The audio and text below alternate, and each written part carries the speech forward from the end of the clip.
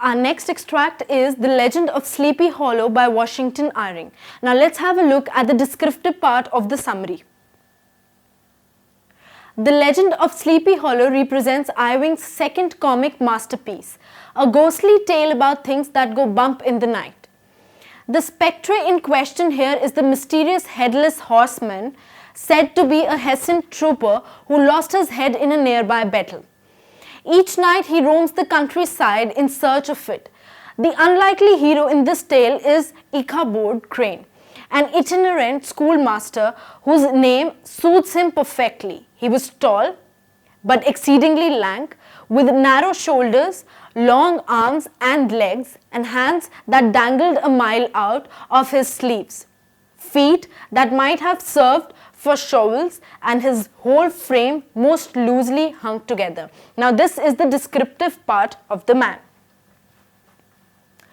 Irving opens his tale with a marvelous and evocative description of the lush, charming Hudson Valley region of Sleepy Hollow near Tarrytown, the delightful and dreamy atmosphere pervading the place, and the tale of the Hessian trooper's ghost that supposedly roams near the churchyard.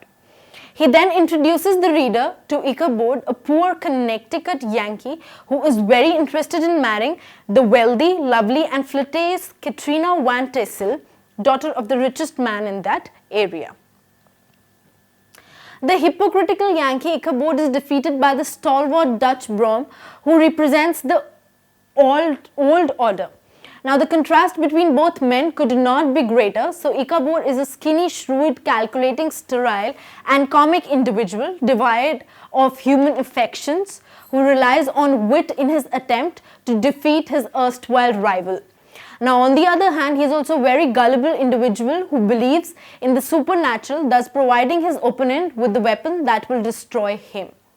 Now Brom, on the other hand, is a swaggering, athletic type inclined to mischievous pranks, but he does not have deep romantic feelings both for beauteous Katrina. Brom is desperate to win her love, but he realizes that he cannot physically challenge his rival to a fight. Hence, he devises a stratagem to prey on the schoolmaster's fear and drive him away from the Sleepy Hollow.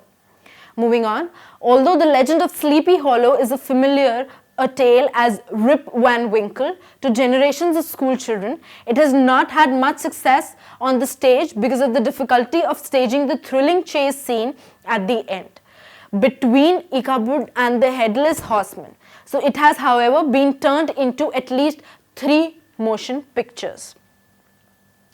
In 1922, the great Kaba humorist Will Rogers starred in a silent screen version retitled The Headless Horseman.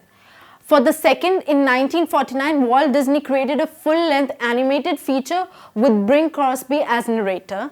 And in 1919, Tim Burton's version Sleepy Hollow made Ichabod Crane into a constable sent to investigate a number of murders attributed to the Headless Horseman. The tale was also made into a television film in 1980.